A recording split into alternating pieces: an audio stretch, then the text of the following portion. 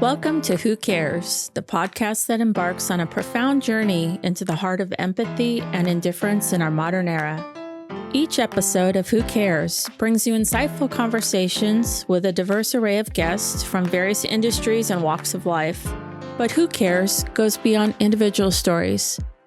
We dive into the larger societal and psychological undercurrents that have led to a perceived decline in collective empathy. Who Cares isn't just a podcast.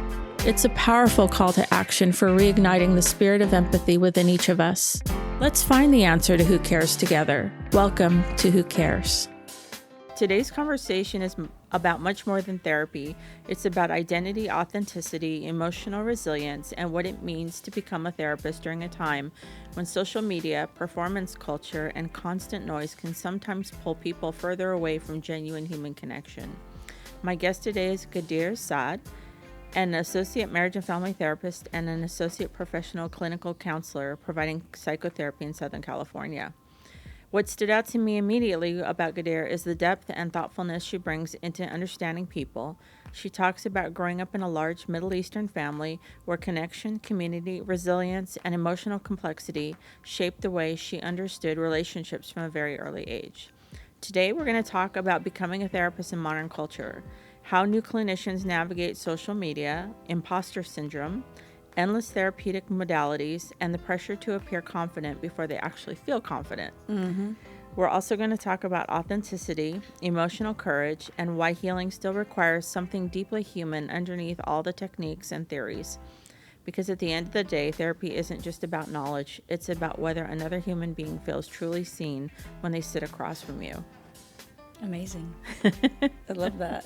Did anything in particular jump out at you when I was talking about that? I think there was something about courage and doing the thing even before you feel confident or ready to do so. I mean, I'm thinking about my first time ever sitting across from a client and how I felt petrified and so not ready to be doing the face-to-face thing. I mean, my first instinct was get up and leave. Really? And yeah, I was terrified. I felt like I had no place to be sitting there, especially because I must have been 22 years old sitting there with a woman who's in her 40s who had just received a breast cancer diagnosis. Wow. Right? Yeah. I'm sitting there, little old me, and I'm like, I don't know how to help you. But then what really grounded me was just be a person with her.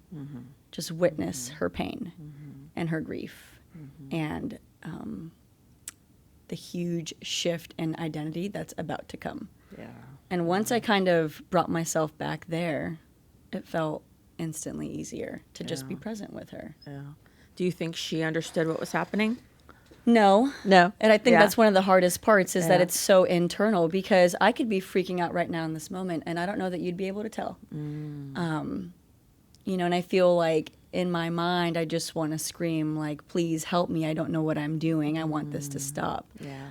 But there's something so beautiful about sitting with that tension and just letting it exist. Can you say more about sitting with that tension? I love that idea. Yeah, sitting with it. I mean, you could do one of two things, right? You can, like I said, get up and walk away, or you can sit there, allow yourself to feel nervous, and allow yourself to be present. What helps me a lot is saying, I'm noticing that I feel pretty anxious right now. What you just said is really hitting me. And I feel like that's part of the witnessing, right? This is a lot for you right now in the moment, but it's also impacting me too.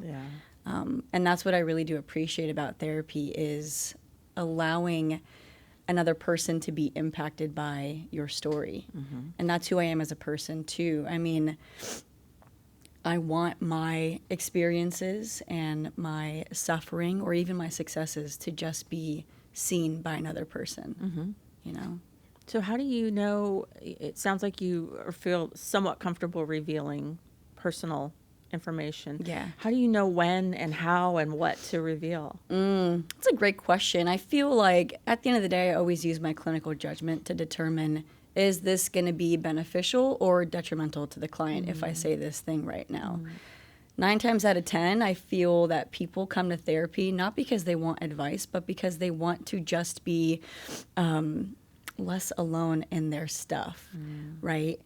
For me, I also operate in that same exact way. Like, I want you to sit in the messiness with me. I want you to really hear me and to see me. And I can take all of my life experiences and my own, triumphs, successes, pain, sadness, grief, losses, all the things, and dip my toes into the pond of the person sitting across from me and just find ways to better relate to them and what they're saying. So I feel like it's one of my greatest strengths, and my favorite tool to use as a therapist is that self-disclosure. I mean, if you told me right now that you could relate to some of the things that I've been through, I probably would feel, less afraid, less scared, maybe even less ashamed. It just kind of normalizes the human experience a little bit when you could say, me too, or same. Yeah. Yeah. And so what are some of the reactions you get when people do that? Or when you do that? And it's one of my favorite things that happens in the room when people go, really? You get that? I feel that a lot of assumptions out there include this sense that therapists are these perfectly well-put people who have just their life together. And I don't think that that's true. I feel that, it sounds a little silly, but the messier of a person I am, the better therapist I can be for the person sitting across from me. So I think a lot of times it's a sense of relief that people have when they feel like I get it, because I do. And if I don't get it, then I'll try my best to get it. But I think that relaying an experience that I had that's similar to what they're describing to me is helpful. In and out of the room, right? That's why connection feels so important to me, and why it feels that sharing your story matters. Yeah. Well, I've noticed working with a lot of students, and, it's been how many years? 25, 30 years since I've been in school. Amazing. But that a lot of the programs now and a lot of the stuff that they're learning now does not account for that. They don't want you to share. They don't want you to open up. They don't want you to give personal examples or anything like that. And so I feel like the therapists that are coming out of school now really struggle because I feel like what they're doing is trying to gather as many tools as they can. Yeah. It's like they have this imaginary toolbox next to them all the time. And the more tools they can fill it with, the better off and the more confident they feel. Yeah. So they take all these programs, they take, all these different trainings and different things. Yes. And what we're forgetting is the very thing that you're talking about, which is the ability to process back and forth with the person that you're working with. Yes. And to really, really listen to what's going on so many different levels, not just with them, but with you. Yes. And what are you picking up that, in the moment between the two of you that is so powerful. And I think that's where the real therapy lies. 1,000% I agree with you. And so I wonder, with your program, was there any of that? Because I feel like too, there's so much talk about liability that the programs don't go into these things anymore because it brings up a lot of the stuff like in my day, we had something called fishbowl. So there'd be two of us sitting in the middle of the room and then the whole class around us. And we'd go back and forth and we'd on a topic and you'd really be sharing something personal. And you'd get, you'd have a facilitator and it would bring up stuff. That's just the way it was. And now what I'm hearing from programs is they're not doing that anymore. So I could shed some light on what that experience was like. I was always the person in the classroom where when we were doing these fishbowls or the role plays, you typically were bringing in, they would say bring in like a 5 out of 10 level thing. And I'm like, there is no 5 out of 10. There's only 9 or 10s out here, right? But you would go in front of the class. And again, I was always the person volunteering myself.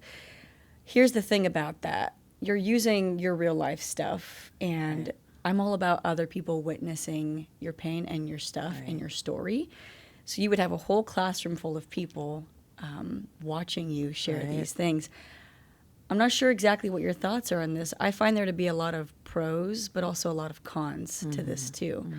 An experience that I don't mind sharing right now is that I brought in some really heavy stuff about culture and family and some of my own traumas, if you will. And it was later used against me. It was later used against me, which was incredibly painful, very discouraging, and ultimately led me to feel pretty unsafe, right? Which is not the experience that you want to have. Right. What that taught me is, one, how I would never want to make a client feel in a room. So there was something that I learned from that.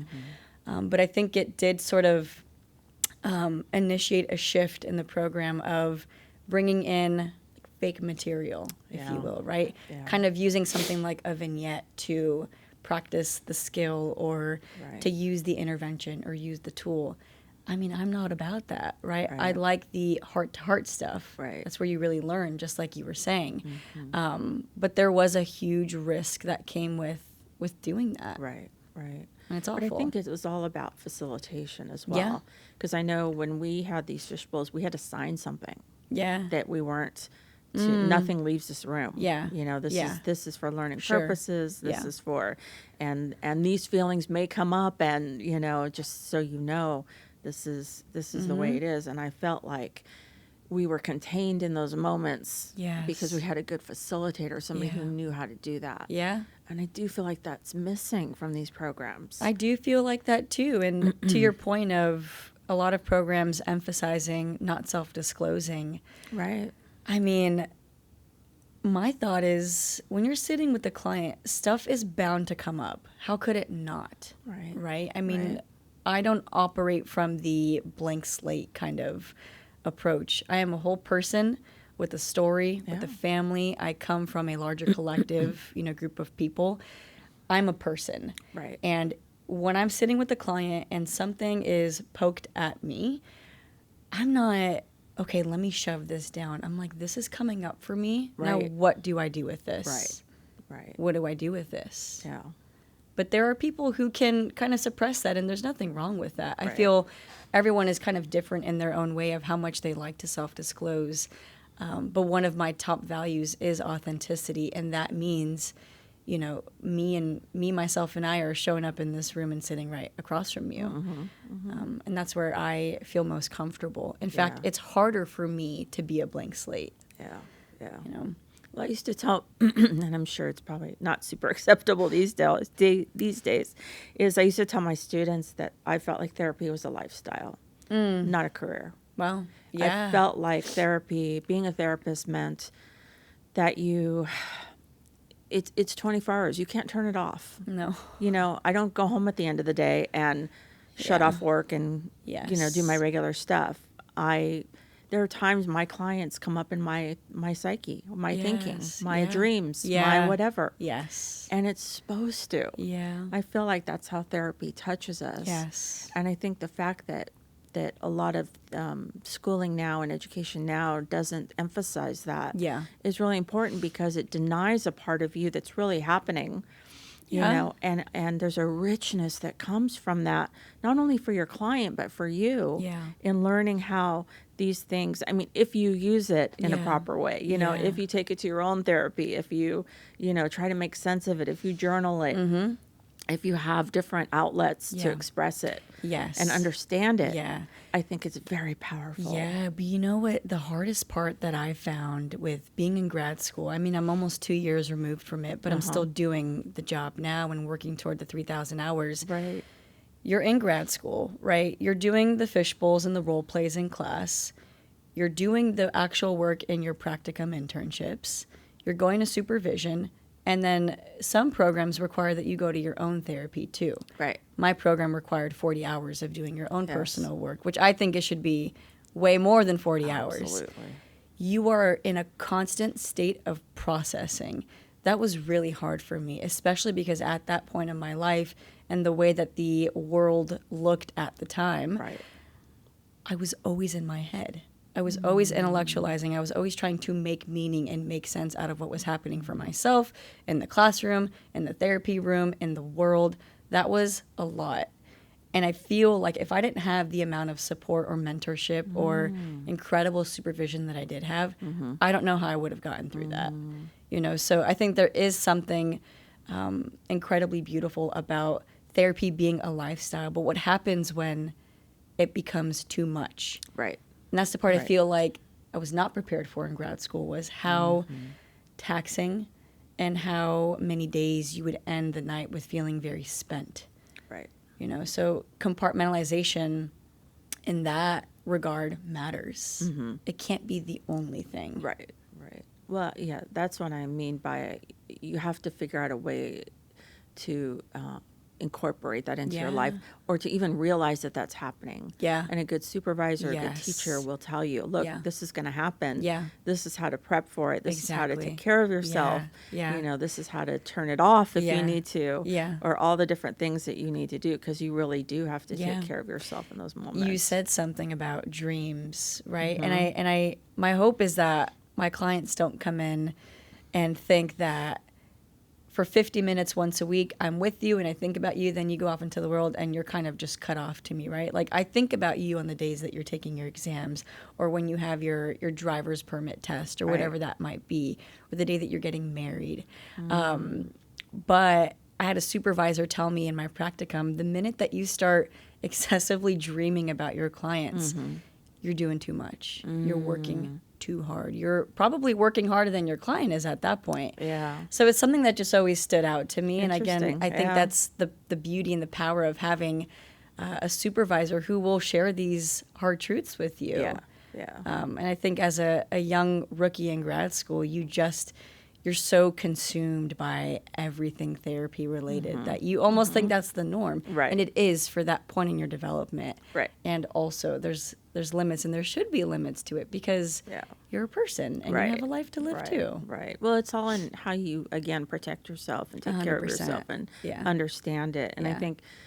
I think there are dreams that come naturally about your clients, but I think it's more about, if you're dreaming over and over about the same client, it's more about something symbolic that they bring up in you. Yeah. Maybe Well, something that you're not dealing with, or something you're not seeing that, you know, because for me, I've done extensive work with dreams, just in general. That's amazing. And I know that a dream always returns to you because it wants to be seen. It wants to be heard. Yeah. And it comes in a form that only you would understand. Yeah. So if you have scary So dreams, true. it might be something that scares you to death. Yeah. But the dream knows that. It knows that it scares you because it wants your attention. It wants to fix itself. Yeah. It wants to know Yeah. that you're, you know, working on yourself on some level. And I think that it will keep coming to you until it's sort of run its course and you've done Right. what you needed to do with it too. Right.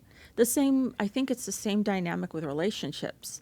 You keep repeating the same things over and over because that's a big one. That's where the dynamic lies. That's where you need the work. Yeah. It's kind of what you were saying at the beginning, Yeah. is sitting in your stuff, sitting in your discomfort, because sitting in it makes you more familiar with it. Yeah. Because it wants your attention. Yeah. And I think it's all in the name of healing. Yes. You know. Yeah, 1,000% it is. Yeah. There was something that I was thinking about as we're talking about all of this. I feel that sometimes I struggle with compartmentalizing. I mean, I'm saying all these things because, again, the more that I say it, the more that I can sort of, it becomes familiar and I start to practice it more. I'm noticing that a big thing that's been coming up for myself, at least as I'm going through this supervision process, is I come from a community and a heritage of rich storytellers, right? So talk about storytelling. I am in the story with people. I want to, help people achieve healing through like reorganizing their experiences in relationship. I'm so attuned to the various factors that contribute to like a larger context for a person, like the family history, the culture that you come from, the losses that your family face, for some people, immigration stories, right? I'm a story person, I'm a storyteller. What happens when you have to, as a therapist, conceptualize a client also through the lens of like symptomology and pathology? Right. I have a very hard time with reducing a person to a diagnosis. I can't do it. I can't do it. And I don't know if that's a good thing. I don't know if it's a bad thing. Maybe it's just the thing. I'm so locked into the story that the minute that I try to, speak diagnosis or pathology or symptomology, it is incredibly challenging for me too. And I'm saying this because I imagine I'm not the only one who feels this way, right? Where your strong suit is witnessing the story, being in it with them, helping them understand it, find new ways to relate to it, make meaning out of it. And this is my fear, is that, in Western practice, we're very quick to pathologize things that people learned out of survival. Yeah. And that feels very close to my heart too. And the things that I've developed or inherited before they even became conscious to me. Right.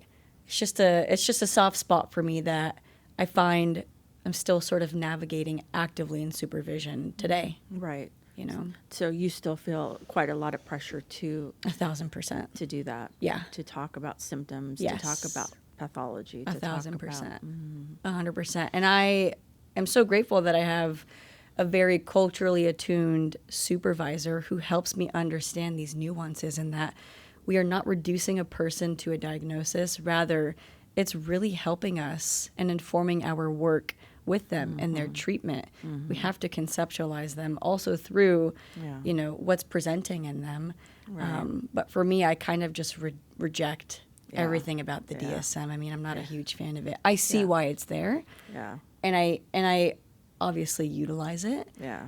But it's not easy for me. Yeah. Yeah. And I want to shed light on that, because I feel like there is a huge pressure around finding the right diagnosis for somebody. Yeah. Especially as a person early in their career. Yeah. I always felt very insecure around it, and then I realized and understood why I felt insecure around it.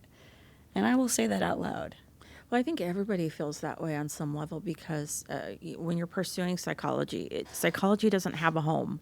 Yeah. It sits between the medical model and spirituality or religion. Totally. And I think because of that, it in order to get paid for that, it goes towards the medical model. Yeah. And in order for insurance companies to honor that, you have to prove something. Yeah. So you have to prove that your client is sick, or Yeah. something's wrong with them, or whatever, and you have to document that, and you have to do all that, and it leaves out the entire life of the person. Yeah. Basically, because you're so uber focused on this one aspect of them. Yeah. Yeah. And I think that is the major issue Yeah. that we struggle with Yeah. in psychology. I even have a hard time with a diagnosis like PTSD. For a lot of us, and for the the group of people that I come from as well, being Middle Eastern, we're not even in the P yet. We're not even in the post of the PTSD. Right. We're still in it.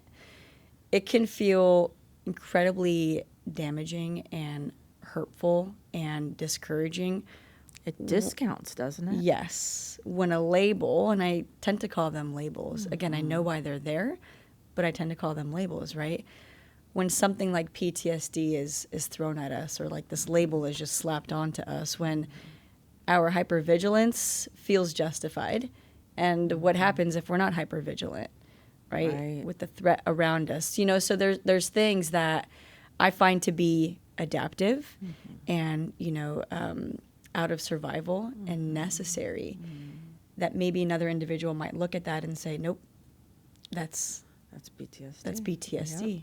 And these are the very nuanced conversations that I have with my supervisor, that she, again, understands and holds those two hard truths at the same time with me, which I'm really grateful for, because you could imagine someone who maybe doesn't have a supervisor who thinks that way, or who can listen to you in that way. Exactly. Right? So, like I said, when I come into the room as a whole person with the client, I also bring that same energy into supervision, because who I am as a person also influences the way that I view this work. Right. And the sensitivities that I have around it that I think deserve to be heard. And luckily they are. Yeah. Well, that sounds, that supervisor sounds like a gem, because She is. I don't think that's the what I've been hearing out there at all. And that makes me really sad. It is very sad. It is very awful. I think more and more with this industry, we're not having that depth of discussions in supervision where you need to have them the most. Yeah. Yeah. And, how beautiful that your clients get to experience that or feel that openness to that degree of understanding. Yes. The fact that you even just believe that in the room sets the stage for a much richer therapeutic experience for your client than what I've been hearing, across the board. So that's fabulous. Yeah, I am so grateful for how that. How do you incorporate that into therapy when someone's talking about a traumatic experience? Simply being present, I think. I mean, I started this episode off by saying, I want to witness your story. Part of coming from that Middle Eastern community is letting people know, I see you, I hear you, and it matters to me. And it's that latter part, right? It's the it matters to me part, right? So you matter. You matter to me. Your pain matters to me. Your wholeness, your humanity, your heart, it matters to me. And that's what is so cool about therapy is you get to offer that corrective experience for a person, right? Simply just being present and validating their pain, listening to them, not trying to correct it or to fix it or, to my point about diagnosing, I don't view the person across from me as a ball of symptoms and a problem to be solved. Right. That's really scary to me to think about it that way. So interesting, because as you said that, I got to thinking, what about when someone comes to you with a completely opposite perspective, religious view, political view, all that? What do you do with that? Curiosity. Curiosity. I'm not here to impose my values and my belief system, my religion, my political views onto another person. Part of being a storyteller and, listening to people's stories is getting curious about it. Well, how do you relate to that part of you? What does that part mean about you? How do other people view that part of you or that belief system that you hold? How has it impacted your life, your relationships, your family, your job? Curiosity. And I think that if I go back to that place of tension, right? Yeah. I'm not going to lie.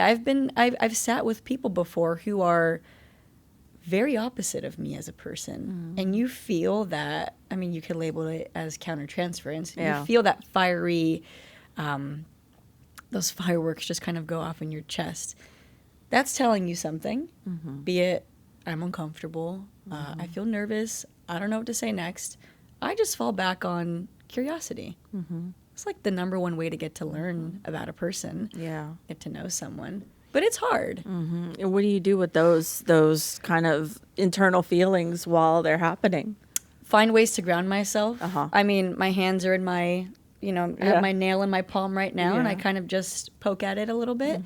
These are the things that you don't really learn in grad school either. No. Is when I'm talking to someone and I feel like, I'm not where my feet are, but where my mind is, which is in La La Land. How are you going to bring yourself back to this moment? Yeah.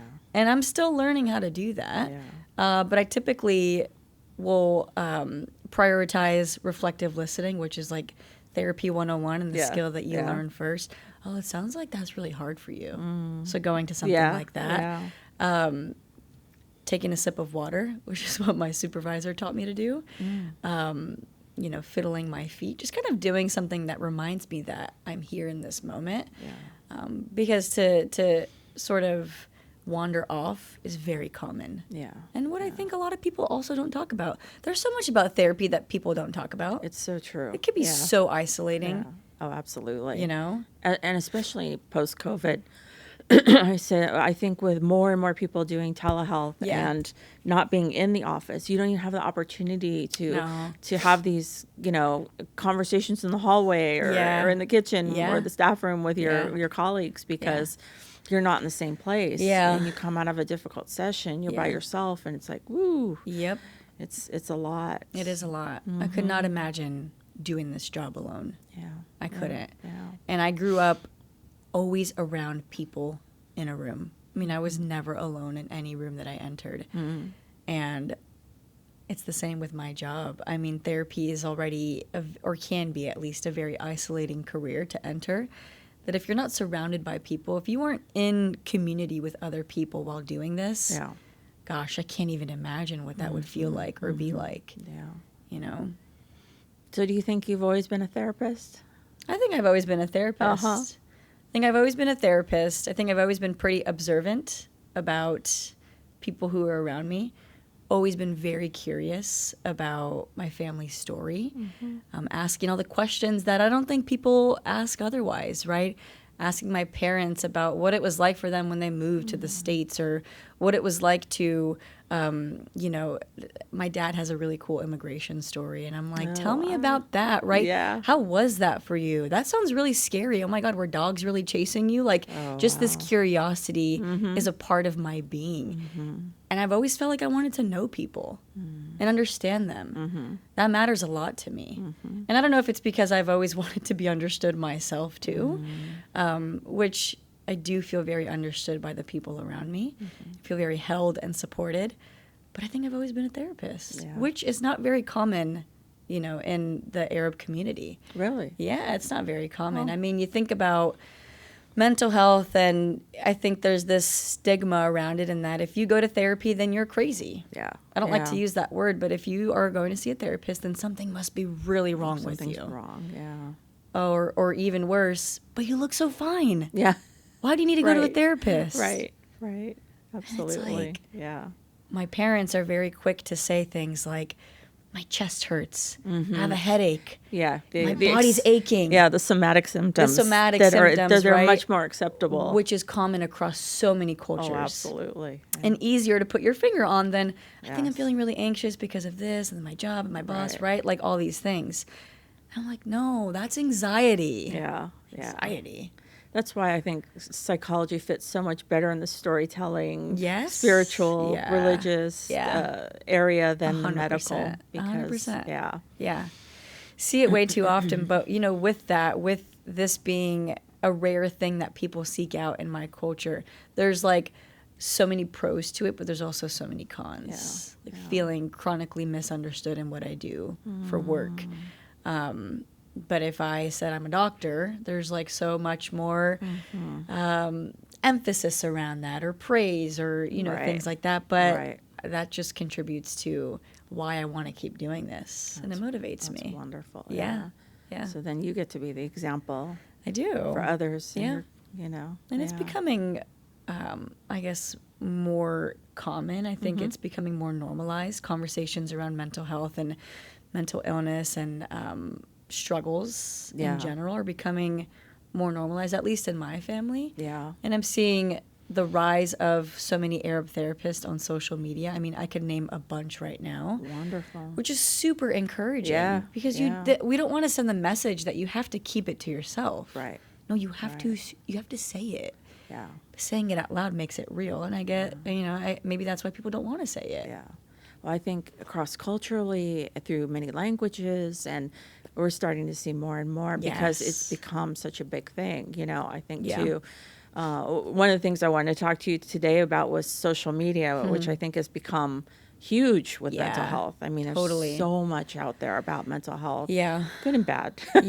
TikTok. TikTok is the thing. Yes. There's a lot of, I see so many jokes about like therapist influencers who aren't really therapists on social media, shedding light on, mental health issues or anxiety or depression, or, what kind of makes me feel frustrated is downplaying things like bipolar, by speaking about it in a very loosey-goosey kind of way. Right. It really diminishes the severity of a bipolar diagnosis. Right? So people sort of just using these words to throw it around to maybe help make sense of their experiences can be damaging and invalidating. And, it's just not a safe a safe thing to do. Well, and they have I so don't much think. power. They have so Yeah. many followers, and they Yeah. have so many, Yeah. you know. And what I've seen, I work with a lot of teens. I see them come in, I think I have a personality disorder. Oh, wow. So they're self-diagnosing. Self-diagnosing. I think I have ADHD. And I remember there was one time where I was like, show me what you saw. Like, let's look at, I brought out my iPad and I'm like, let's look wonderful. at it together. It was like a YouTube video from this random guy. As if you're feeling X, Y, and Z, then yep, lucky you. And it's like, oh my gosh, for kids who believe everything that they hear, what does that do to them? You know, speaking of labels, like what we were saying earlier, sometimes people can feel validated in their experiences when they can pinpoint something to, you know, like explain why they're Right. feeling what they're feeling. Right. So if I can put my finger on, oh, I have, you know, clinical depression, I could externalize my stuff to that, Right. which kind of strips me of the responsibility and ownership of the things. But that scares me. Yeah, me too. It really does scare Yeah, me. Me too. Well, and what do you think about actual therapists who have regular, basically shows on Instagram or YouTube? Look, I think it could be very informative and super helpful and can help give you like the verbiage and the language to explain or understand your experiences, but it can't be a substitute for actual professional help. Right. That's my thought on it. I follow lots of therapist accounts, and they're very informative, very educational. I myself, as a therapist, learn a lot from it, but that can't be the thing that you rely on. Yeah, yeah, It just can't. yeah. Especially if you're in a place of actual need Right, where you really do need support. right. You know, what also I'm seeing a lot of is the use of ChatGPT Oh, absolutely. as a therapist. Yes. And it's so, I don't know if you've used it yourself, but it's so kind and supportive and Yeah. caring. Yes. Or at least it comes across like that. And it knows you. So, so it can really be enticing. Yeah. Yeah. Yeah. I've heard of people who don't have, you know, a big support system or a network of people or mentors or whoever that are actually seeking out chat as a therapist. Right. And if you engage in it yourself, kind of like you were saying, which I've done to just see what it looks like, oh, you feel so held. You feel so understood. Right. It's like, I'm here for you, Gadier. You got this. We can get through it together. Right. But I've heard a lot of horror stories of, you know, AI influencing people to do very scary and life-threatening things too. Right. You know, so it's tough because it's not good for a vulnerable population. exactly. Yeah. It's that. Yeah, and I think typically when people first get interested into therapy, they really typically are in a very vulnerable spot. 100%. Yeah. Yeah. So it's a huge responsibility. It is. Yeah. It is. And like I said, these outlets are great, and I think AI is something that we have to get used to as it's just becoming more and more prevalent in today's society. Yeah. But my emphasis is on that can't be a substitute for real professional help. You know, it could be a resource, but it can't be the only thing. You know? What do you think is the greatest challenge at this point of your generation in being an AM associate? Imposter syndrome, probably. Imposter syndrome. It's the constant comparison to other people that have been doing this longer, the influencers that we see on social media, the professors that we might have. It's that belief, that negative self-talk of, you don't know what you're doing. You have no idea what you're doing. How could you possibly know? Especially if you're like me and you're in your 20s. Yeah. That adds another element and another layer to it, right? Right. I think what's really challenging is the first time that you see a couple, the first time that you see a family, especially if you are not married yet, or if you are married but you don't have kids, right? All of these things that just kind of, I call them like the creepy crawler thoughts in your head of trying to convince you why you should not be in that chair. Right. It can be really hard to overcome. Yeah. And then you'll have clients that will say, what do you know? You're Yeah. 25 years old. Yes. You know, you don't have a kid. Do you have a kid? Yeah. You know, and Yeah. get angry. Yeah. Yeah. I mean, I remember in my practicum, there was a point, this is kind of embarrassing, but I put a ring like on my wedding finger. Yeah. Just to send a message across to this older individual that I was working with. You understood. That I am allowed to be here, right? Yeah. And that was really confusing and super disorienting to my process because I'm like, no, if one of your greatest values is authenticity, why are you doing that? Yeah. Yeah. Why are you doing that? Yeah. And I remember feeling super embarrassed about it, and I never did it again because I am who I am. I'm not going to be everyone's cup of tea, but for the people who value me and who value my approach as a therapist, like, you're the right fit for the right person. And if you're not, that's not personal. But it's so beautiful if you think about it, the heart that goes along with wanting to accommodate your client and let them have this sense of, I understand you, or I will really want to understand you. You know what I mean? Yeah. And I don't think we, as teachers, we should delight in those things of our students, that they're wanting that so much for the client. Yeah. To be present and to understand. And so, you know, I always wonder what kind of supervision people are getting, because to me, that's very touching. I think it's something I would point out is to my students as it's just a beautiful thought that you want so much to give your client that experience, and that kind of love is, I really do love that is approach really too. Thinking about them ahead of time. And that is very beautiful when you put it that way. I think another thing that my generation may struggle with is taking things too personally. Yes. I don't know if this is something that changes over time. I don't know if it's a testament to a person's like personality, temperament, you know, their humanness. Taking things personally happens a lot at the beginning of this job. Absolutely.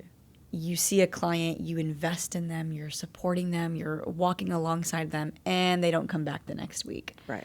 Oh my God, I'm the worst. Yeah. What did I do? What did I say? Did I upset them? Right. And therapeutic relationships are odd. Yeah. Because you don't get to have the conversation out in the real world over a cup of coffee. You know, like these connections are meant to only exist in that room. Yeah. And sometimes you don't get that goodbye. Yeah. You don't get that, hey, is there something I did? Right. Offer me that feedback, because it would be really helpful to my growth as a therapist. You don't always get that. No. And for me, I can't do the incompleteness of things. It has to be final. It has to be complete.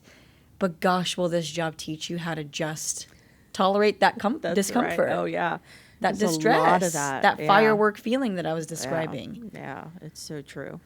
Yeah, if you have a good supervisor to explain that to you, that's happening, because 1,000%. a lot of times people don't even realize that that's what it is, or No. how to integrate that into how you practice. And you know, that's part of it. And really, nothing is about you at all when somebody It's comes really in. not. Really, it isn't. I mean, it's about that person that's coming in, and they don't even see you most of the time. Yeah, you when know? you put it that way, it's really silly to me. It's not about you. No. And I think that this is great that you brought that up.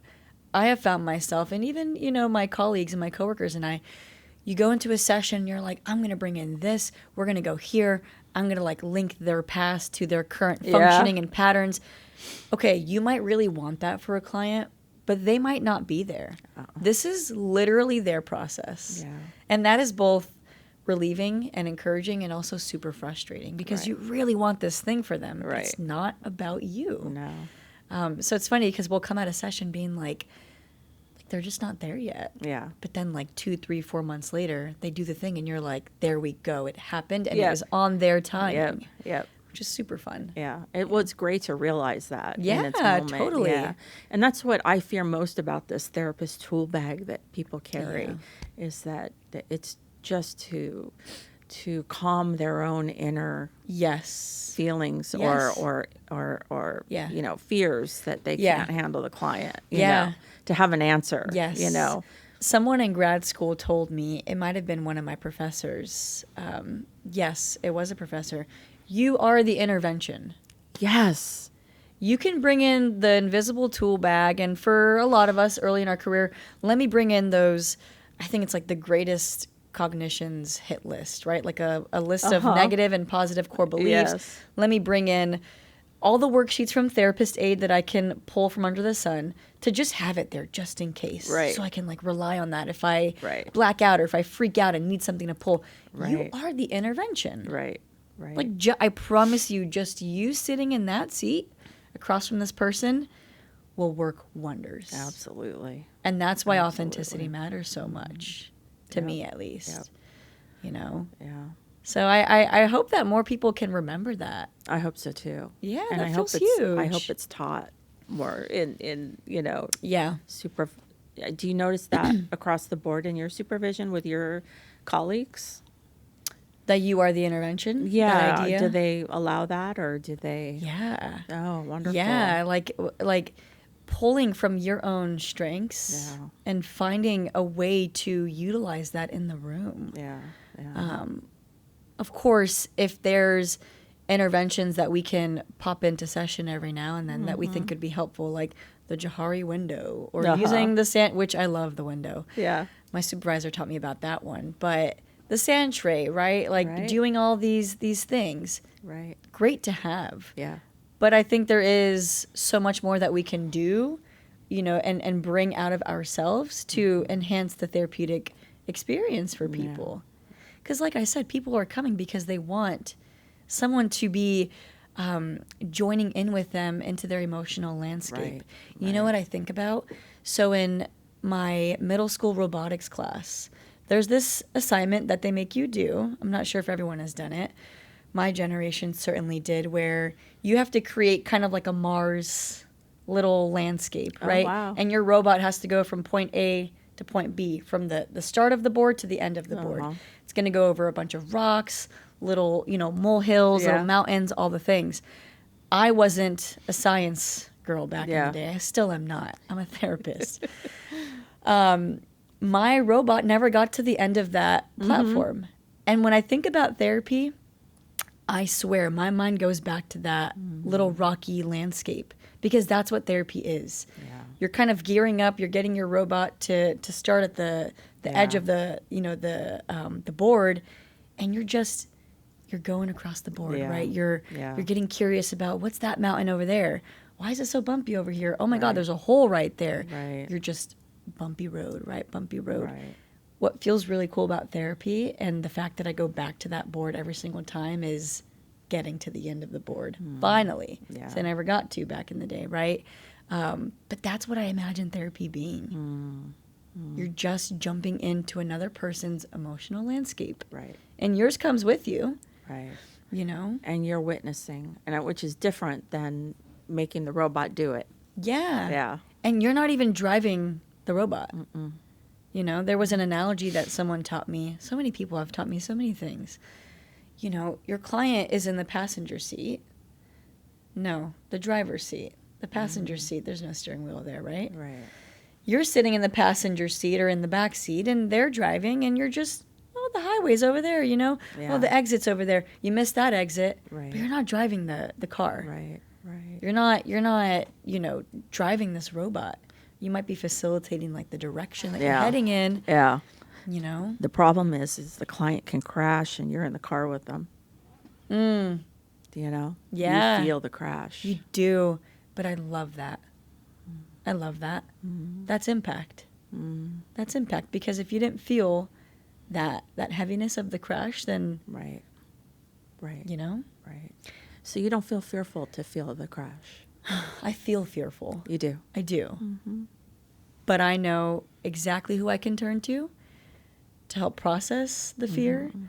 I know that the fear sends the messaging to me that I care so deeply. At least the client's not alone when they crash. And I feel like that can be pretty healing.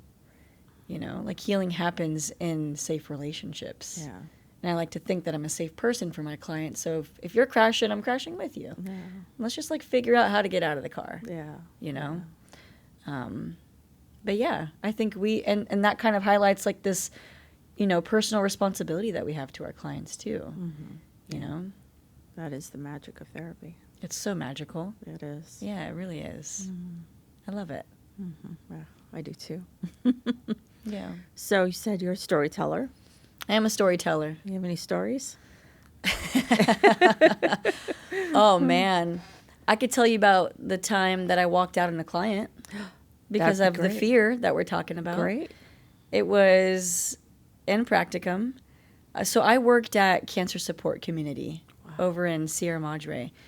We helped individuals that were impacted by cancer navigate everything from caregiving duties, being newly diagnosed with a cancer diagnosis, those who were bereaved, those who were in recovery, who, have been cancer-free for like 5-6 years and then got it again.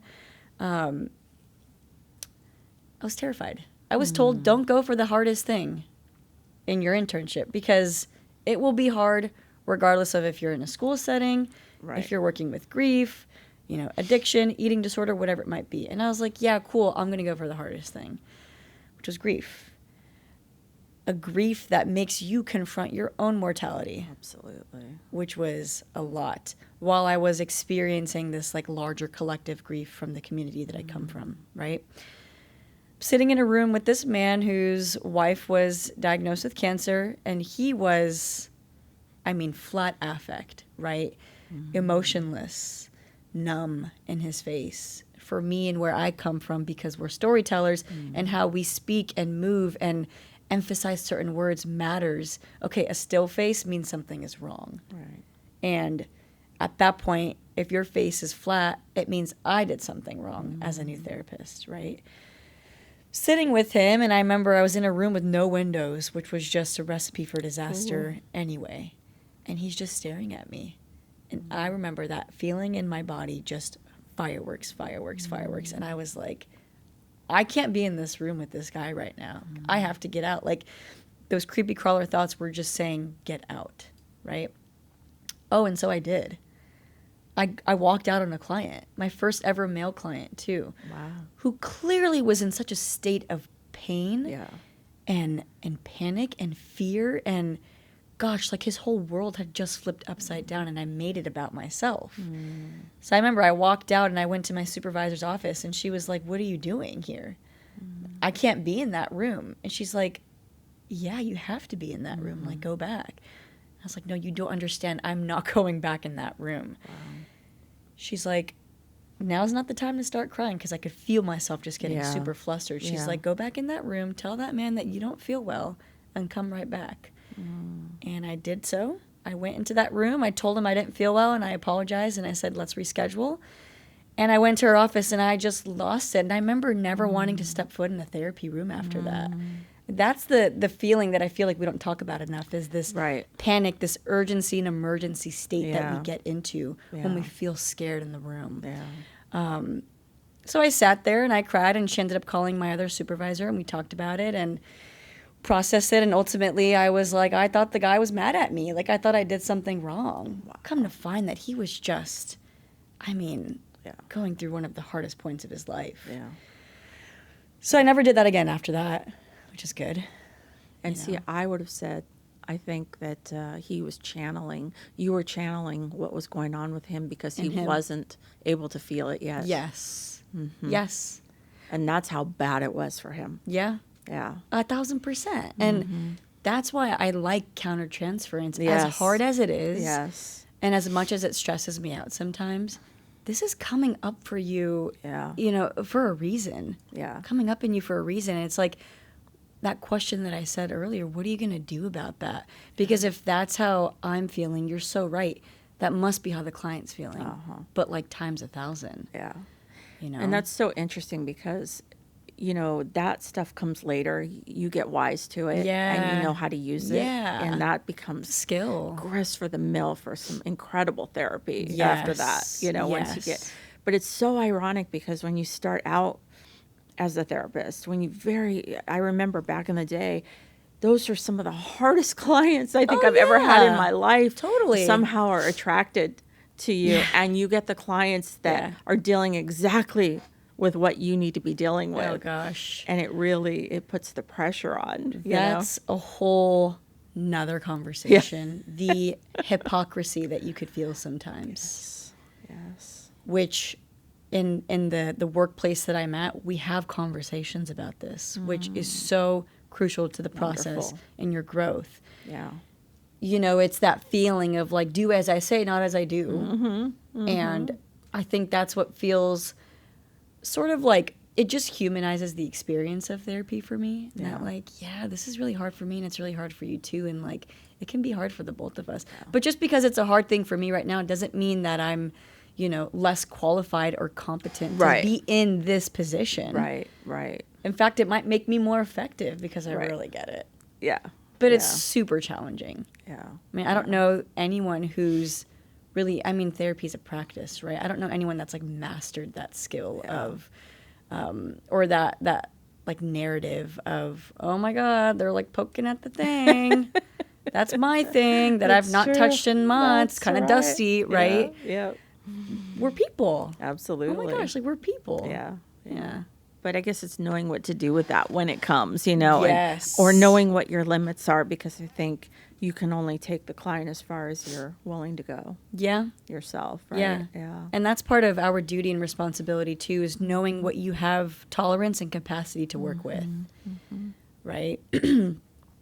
If there's a particular population of people or a particular set of stressors or experiences that feel too close to home, I mean, you get to say, I don't feel, you know, well equipped to support that person, or I don't feel like I have the tolerance to really dive into that. Yeah. Like, you're allowed to say these things, but you have to say it. Right. You have to. Right. No one else is going to know that. Right. And no one else is going to say it for you. Yeah. And if you, it always comes down to who you work with. For me, like, if you have supervisors or people that are telling you, no, you still have to do the thing. Yeah. Now, there's a difference between I'm scared of working with this and that diagnosis. Yeah. I don't want to do it. No.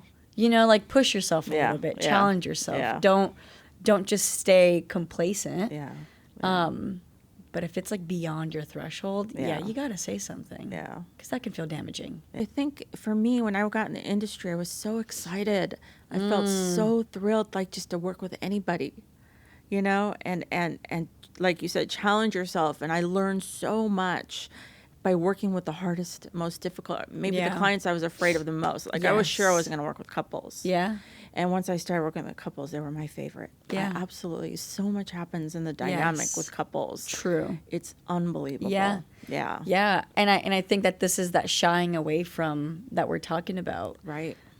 This fear that gets in the way, which robs you of so many incredible and special and beautiful and like stretching you thin type of experiences. Right.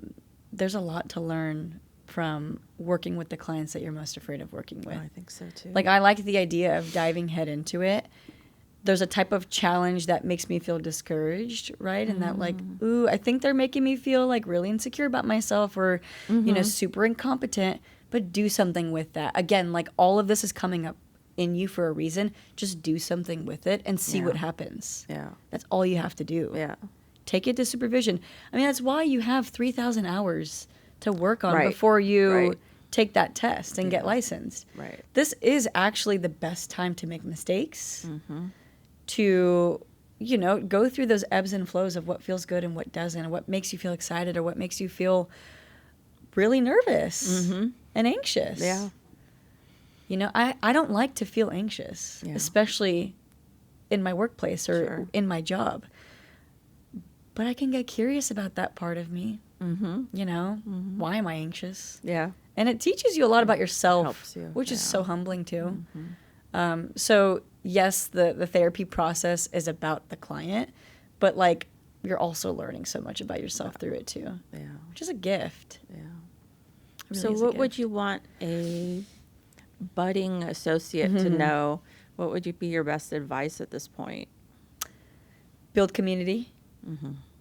This magical career that we are in is also very isolating. Like I said earlier, have community, have the people that you can turn to help you, to help you process, to help you celebrate too. that feels like another big thing.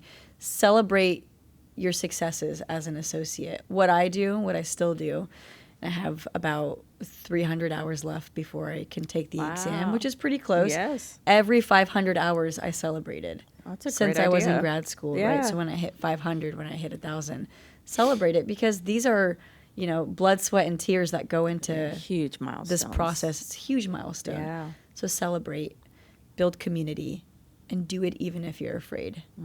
Because I promise you, there's so much to learn that you deserve to experience, and that you should experience. So do it even if you feel scared to. Yeah, I think that's my favorite. Do it afraid. Do it afraid. Do it afraid. Yeah, someone wise said that. I don't know who it was, but just do it afraid. It is great. Yeah. Yeah. That's all that you can do. And if you're unsuccessful, or if it results in a termination with a client, at least you can say you tried. That's my biggest thing. Right. I don't want to look back on my associateship and say I didn't try that thing because I was too nervous to. Right. Well, it's definitely a teaching moment. Yeah. Regardless. It right? is. Yeah. It really is. Yeah. So is there anything that we didn't talk about you think would be important to cover? Yeah, actually. The shift from grad school to working feels really abrupt. Yes. It can also feel kind of underwhelming. Like I've done all this work and then this is the end? This is it? Uh-huh. And finding a job can feel pretty challenging. Everyone's different, right? For me, I valued quality over quantity. There's a reason why I sought out private practice as opposed to community mental health or something like that, which I know plenty of people love. But for me, I wasn't, here to just crank out numbers and reach the end very quickly. But it was really challenging to find a good job after I graduated. And that shift from being a student to now having no safety net of your professors, no little bubble of your cohort, to just being out in the world felt real hard for me. Wow. Yeah, and for a lot of my peers that I graduated with too. Yeah. I feel like nothing can really prepare you for that big shift. Because, when you're in grad school, you're talking about doing the classes. You and I were talking briefly about this, right? For me, it was like 4 p.m. to 10 p.m. most days out of the week. And then you're doing your practicum internship and you're going to your own therapy. So it's all very therapy focused. You're with a bunch of people all the time. Right. And then you just finish. Yeah. And it can really tackle that sense of structure and routine that you had. So that feels like a pretty important part of the process that I was not prepared for. Oh. What do you think would help bridge that? More conversations around it. More conversations about realistically what that will look like when you are approaching the end of your graduate program. How to even apply for your associate number. Yeah. I think that was like a brief conversation that we had in school, because there's a part of that application process that you do yourself and that your school does on behalf of you. Right. So more conversations about what that will look like, and normalize the feeling. Normalize that feeling of feeling lost. Yeah. You had your stuff figured out those 2, 3, 4 years that you were in your program. The second that you're done, it's like, what am I supposed to do here? You're on your own. Yeah. So more conversation around it, definitely, so that it can just be more of like a normalized experience, I would say. Yeah. That's terrific. Yeah. Wow. I appreciate everything you said today. Thank you so much. I think you are very unique in how you practice, from what I've heard, and it's beautiful. It's amazing, and it makes me happy and excited to think that clients are taken care of that way. Thank you so much. Yeah, that means so much, and I appreciate you offering me the space to just share my story and how I do this thing, because that's what therapy is all about to me. Absolutely. Yeah. Thank you. Thank you.